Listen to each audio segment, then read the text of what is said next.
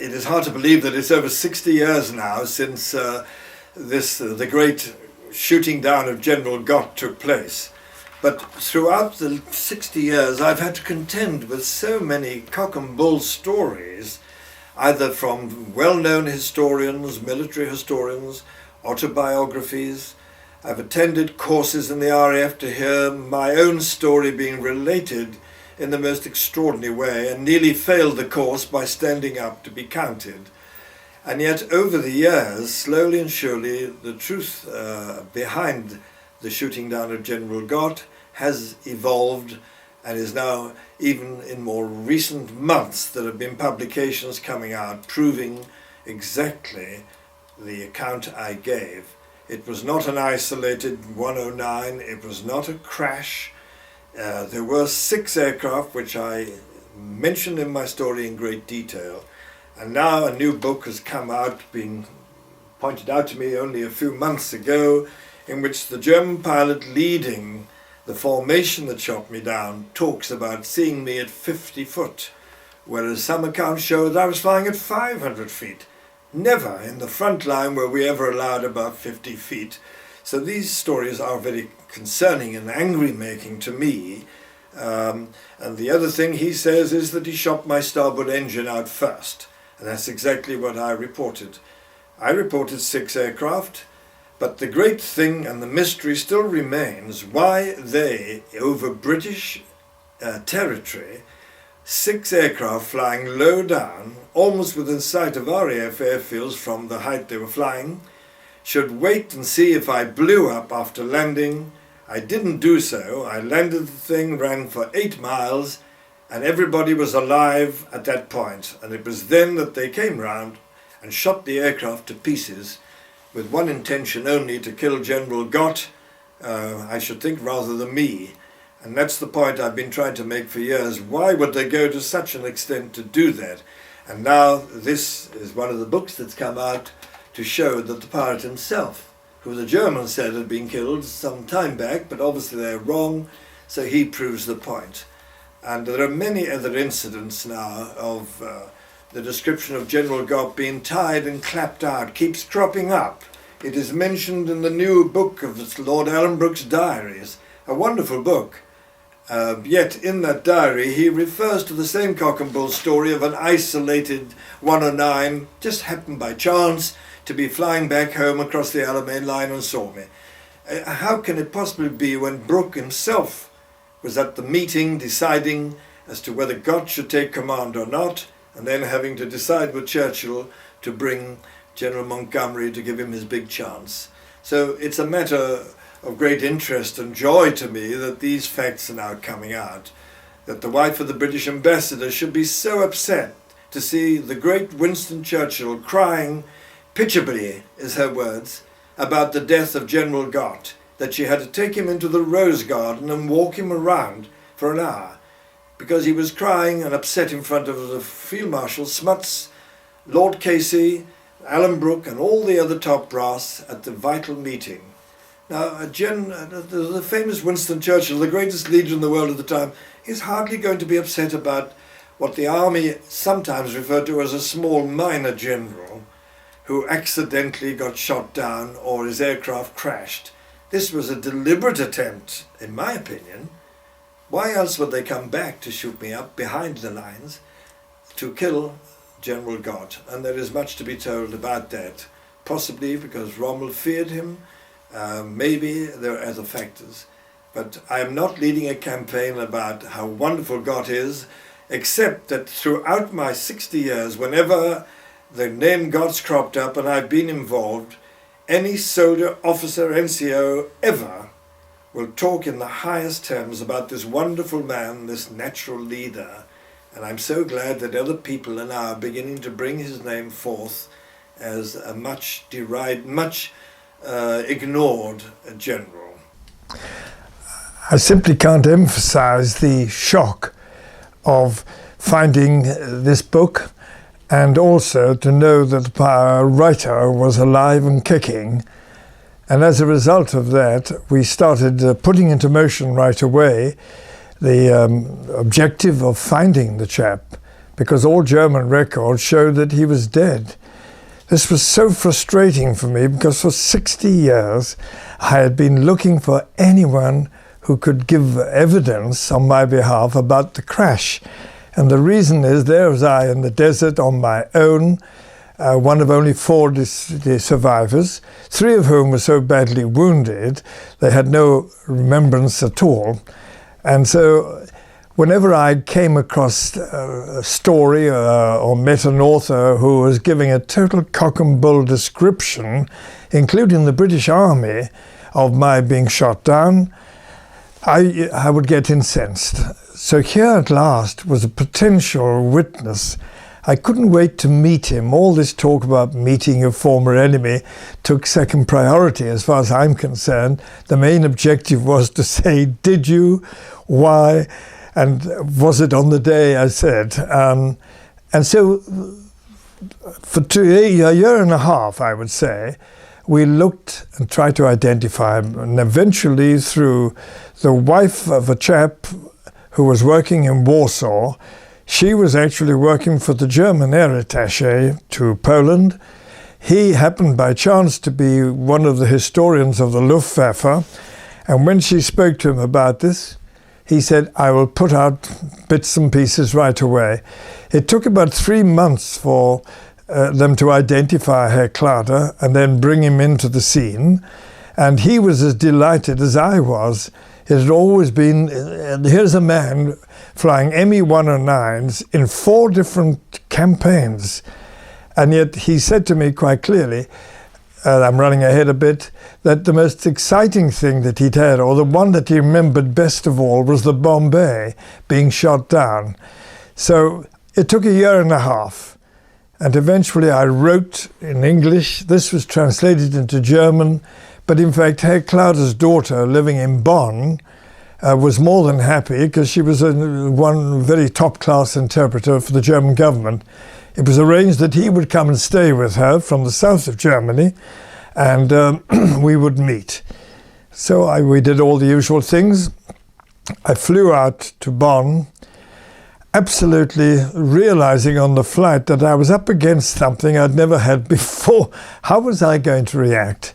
What would he be like? Would he be a pompous German or a nice, quiet chap, reluctant, or rather, boastful? You come across these sometimes, maybe an SS type, if you know what I mean. But the fact of the matter is that when I landed, there was this nice lady coming towards me, who put me at ease right away. In fact, she grabbed hold of me and gave me a peck on the cheek. So what the hell could I do then but to show her I was pleased to be there? I was so nervous, and she turned round to a little man with a tiny moustache and a silly German small cap on his head with a leather peak. I think you all probably know this type of thing. You've seen them in the news. And I shook hands with him and said, Herr Klader, we meet again. At last. And he smiled the biggest smile you could have, this dapper man. He was 91 years old, and he put a big, big grin on. He'd been as nervous as I was. That was quite amusing. And then I said, well, I am pleased at last that we've met. And he took off his cap and jumped on it for some reason or another to show his pleasure, I think, and then threw his arms round me and wouldn't let go for ages and ages. Well, I got over the embarrassment. He really was a nice man, like meeting an old uncle or something. And we shook hands, and he never left my side hardly for the next 2 days. We went off to a big reception where many of the Luftwaffe people were present, former Luftwaffe, and lots of nice German people. There were lots of photographs being taken. And then we went off to a restaurant, and it was there that we started talking gently about the crash. I was determined I wasn't going to charge in and point fingers, and certainly after I met him, I knew he was a very respectable German. I soon gathered that he'd run a business for many, many years, quite successfully, a small-time business. And so he was an ordinary chap, in other words. I liked him immensely, but when we went back to his house, his daughter said, when was it that you two met? And without thinking, I said, August the 7th, 3:45, Western Desert, south of Burgle Arab, and I rolled it all off. She said, oh, Jimmy, you have got a good memory. And I was about to say, and so I should, which might have spoiled the occasion. But in fact, I just said, yes, it is a memory. And does Herr Clouder remember this? Oh, of course, he said. That's why I wrote about it. And then we talked about the whole occasion. He said that he was scrambled with 4 aircraft, which was the normal number for a patrol. And just as they were ready to take off from the desert airstrip on the western side of El Alamein, as they were getting ready, the engine started.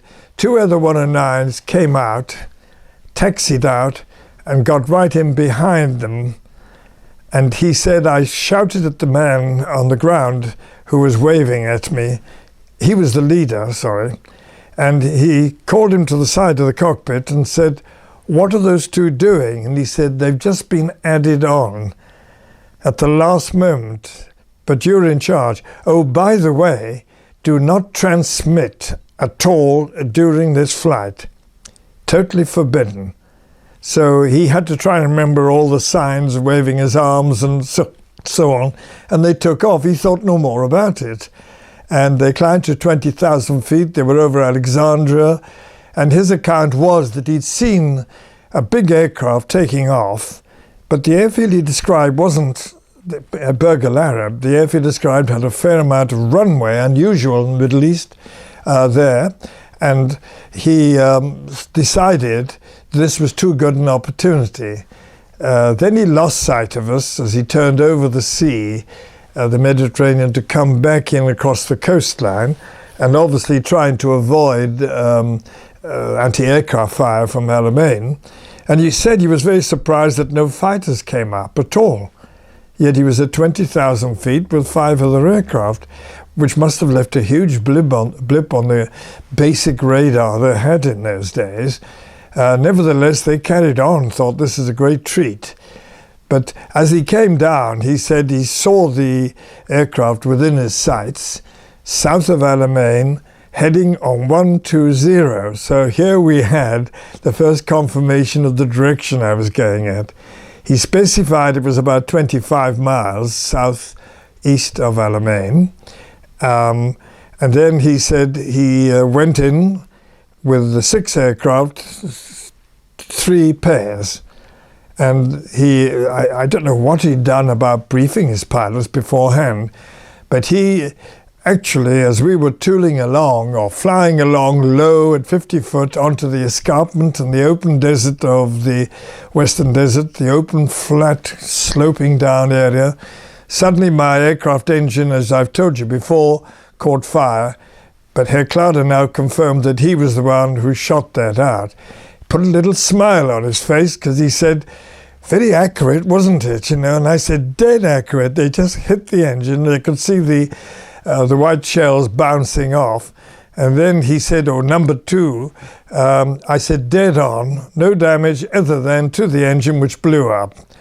And then he said, how did you land?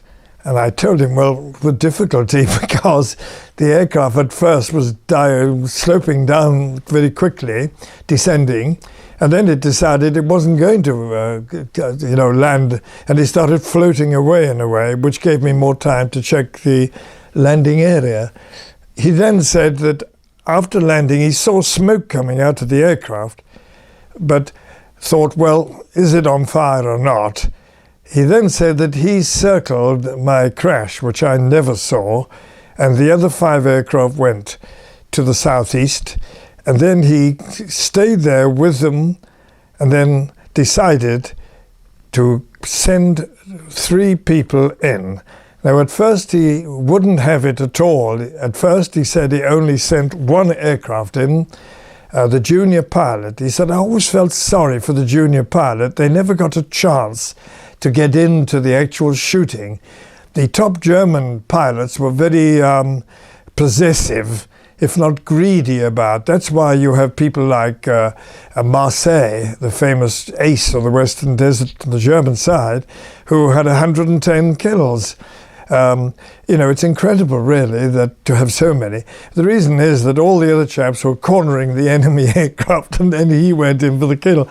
Herr Clara said that he stayed outside, and then he decided that this chap should go in. And after a little thought, and it worried him, and he had his head going back and forth, his daughter was prompting him and saying, "What is it that's worrying you?"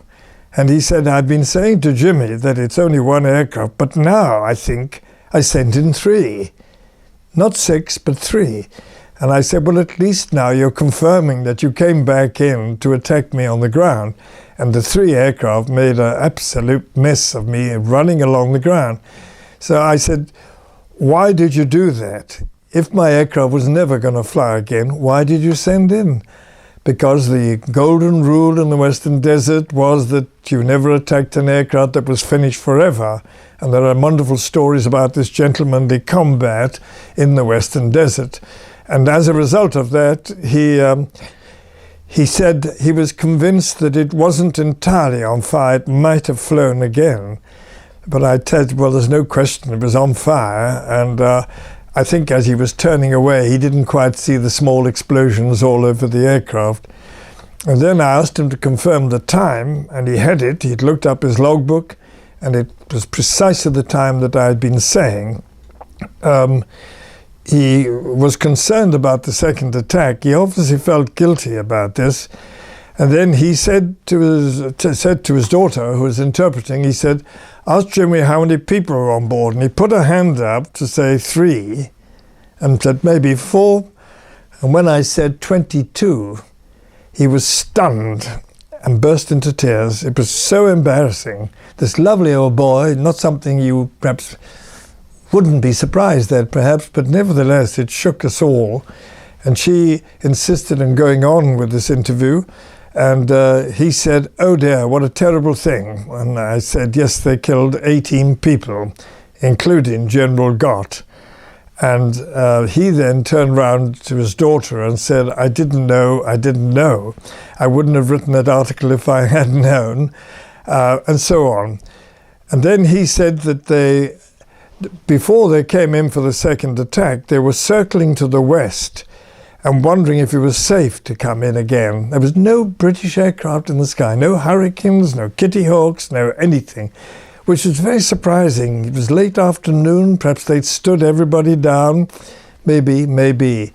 But he seemed to, I said, it seemed too precise for me, Head Clara, for this attack to have been measured.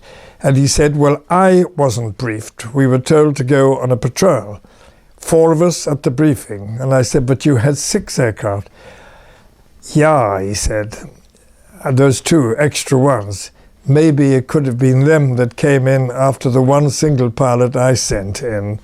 So that made the whatever happened was certainly proved by that 3 aircraft only. But even he didn't realize the amount of damage, because when he got back to his formation, or when they all got back together, he said they got away as fast as they could. They headed south in the open desert, turned right to the west, and got on the ground. And he then said, "Oh, it was very exciting. We were pleased we'd had a kill. And when we landed, we went to the intelligence tent. It's so similar to all both sides working in the same conditions." And he said, "I went in and we started talking to the intelligence officer when all of a sudden the big flap on the tent burst open. And there's a very senior, maybe the senior Luftwaffe officer with all his best uniform on. And he came roaring in, banged everybody on the back, most unusual in the Luftwaffe. They had a very strong sense of seniority. And with that, he warmly grabbed every one of them and danced up and down, shaking hands. In other words, he was very, very pleased indeed. And the time then was just about 5 o'clock. It was about he reckoned about 5 to 8 minutes after the final attack on me.